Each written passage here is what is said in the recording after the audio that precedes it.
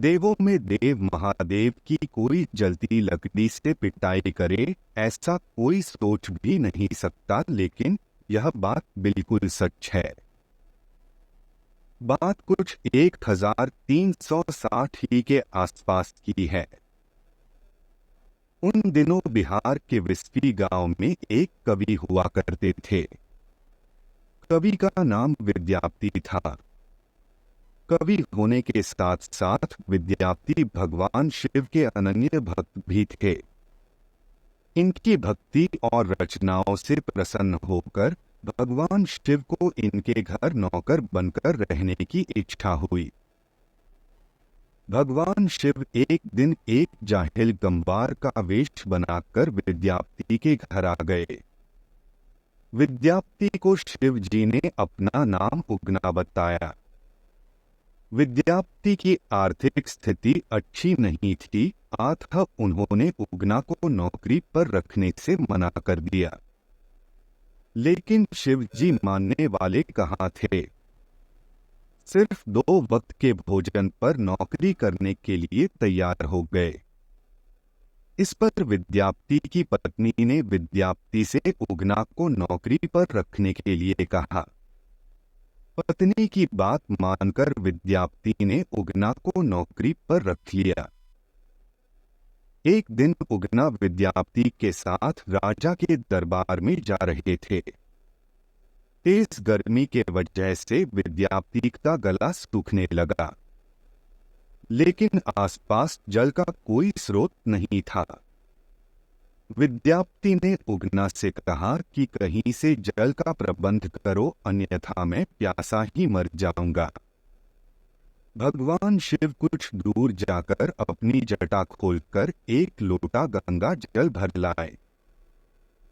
विद्यापति ने जब जल पिया तो उन्हें गंगा जल का स्वाद लगा और वह आश्चर्यचकित हो उठे कि इस वन में जहां कहीं जल का स्रोत तक नहीं दिखता, यह जल कहां से आया।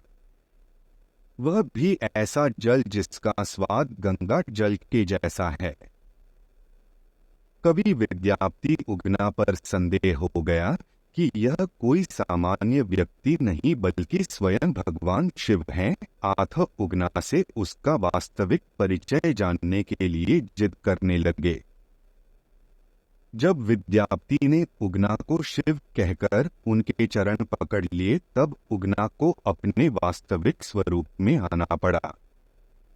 उगना के स्थान पर स्वयं भगवान शिव प्रकट हो गए। शिव ने विद्यापति से कहा कि मैं तुम्हारे साथ उगना बनकर रहना चाहता हूँ, लेकिन इस बात को कभी किसी से मेरा वास्तविक परिचय मत बताना। विद्यापति को बिना मांगे संसार के ईश्वर का सानिध्य मिल चुका था। इन्होंने शिव की शर्त को मान लिया। लेकिन एक दिन विद्यापति की पत्नी सुशीला ने उगना को कोई काम दिया। उगना उस काम को ठीक से नहीं समझा और गलती कर बैठा। सुशीला इससे नाराज हो गई और चूल्हे से जलती लकड़ी निकालकर लगी शिव जी की पिटाई करने।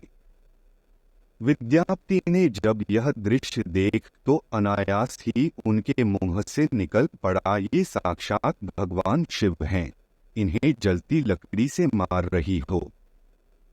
फिर क्या था, विद्यापति के मुंह से यह शब्द निकलते ही शिव वहां से अंतर्ध्यान हो गए।